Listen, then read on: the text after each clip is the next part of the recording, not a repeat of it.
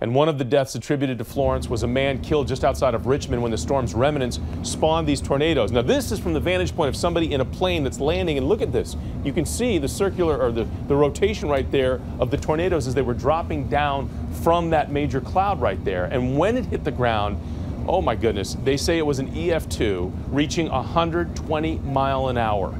Consider this, the peak intensity of Florence out at sea was 140 miles an hour. Richard Reeve now with more on this video and the damage left behind. The violent tornado caught on cell phone video. Oh, dude, it's ripping that thing apart. The Old Dominion Flooring Company torn to bits, debris flying in the air. Just think about the fact that if I was there, what would happen and stuff like that. It's just, I can't even think, man. This is what an EF twister packing 120-mile-per-hour winds can do. The company's roof ripped off, a circular pattern easily visible. Unfortunately, here at Old Dominion Flooring, one employee is confirmed deceased. Authorities say the man's body was found under some debris.